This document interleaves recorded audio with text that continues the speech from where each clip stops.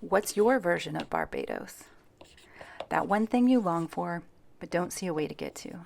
A place, a relationship, a dream, something that feels far away, but deeply real.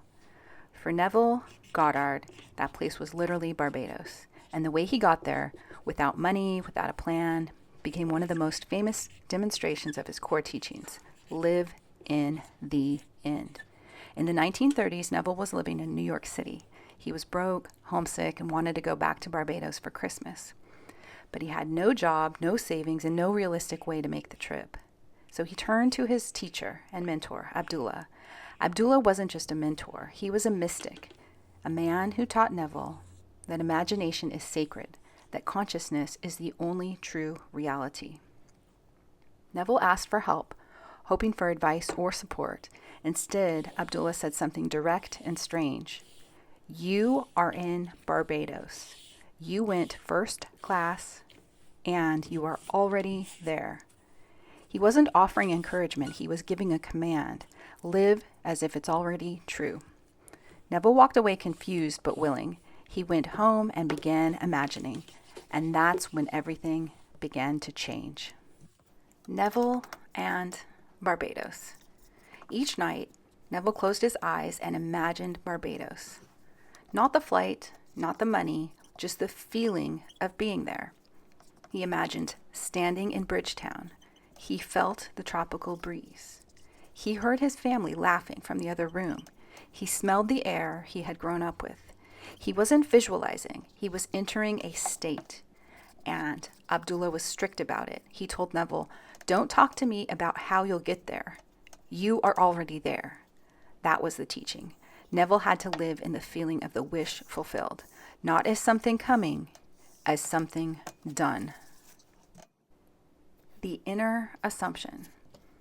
This is the essence of Neville's work. He said, your present assumption determines your future. Not your effort, not your plan, your assumption. Neville didn't try to solve the problem in the physical world. He assumed internally that the problem was already solved. He didn't carry doubt or keep checking the outer world for updates. He carried the state, as if Barbados was already a memory, not a goal. This is what Neville meant when he said, change your conception of yourself, and you will automatically change the world in which you live. He embodied it, and that's when the bridge of incidents began. Reality obeyed his state. Within days, a friend approached Neville and offered him a steamship ticket completely out of the blue. And not just any ticket, first class, exactly as Abdullah had said. Neville didn't push, he didn't beg.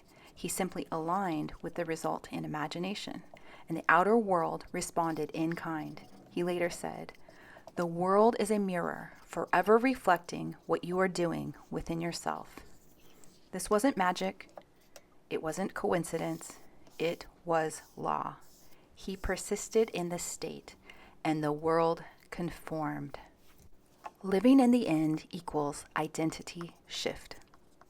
So what does living in the end really mean? It means you stop approaching your desire as something you're trying to get. You start approaching it as something you've already become. You think from the goal, not of it. You feel the naturalness of having it, not the longing for it.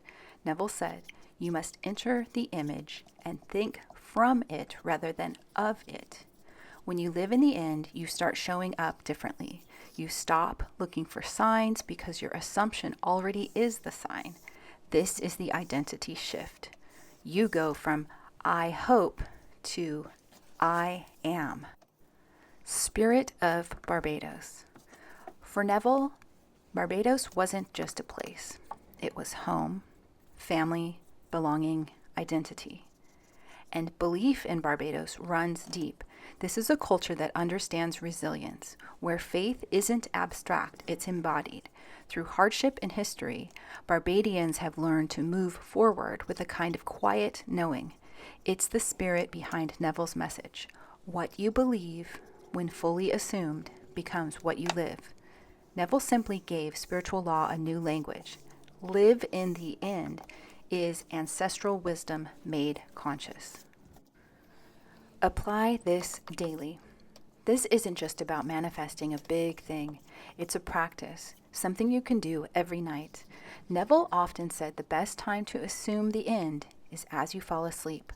Create a short, simple scene. Feel someone hug you or say, "Congratulations." Hear the result already done. The subconscious accepts as true that which you feel as true, he wrote. You don't force it, you relax into it. You don't wish it, you become. Let the scene loop as you drift into the state akin to sleep, and let the seed sink in. Common mistakes to avoid. Here's what most people do. They assume once and keep checking for signs. They talk about their desires all day long, keeping them always out there in the future. But Neville said, do not concern yourself with the means. Live as though it were already accomplished. That means no looking around for proof, no clinging to the old story, no trying to force the outcome through action alone. You shift within. You persist gently, and the bridge builds itself. Belief is cultural power. In Barbados and across the Caribbean, belief is survival.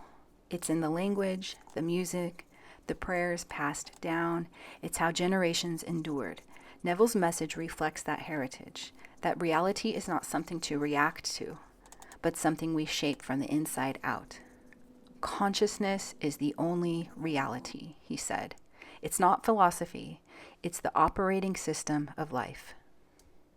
Call to action. So again, what's your version of Barbados? What's that desire you've been holding at a distance? Is it time to stop waiting and start assuming? Is it time to live like it's already done? Let us know in the comments. What are you living in the end about? Your story could inspire someone else. And remember, you are already there. You went first class, and you are already living it.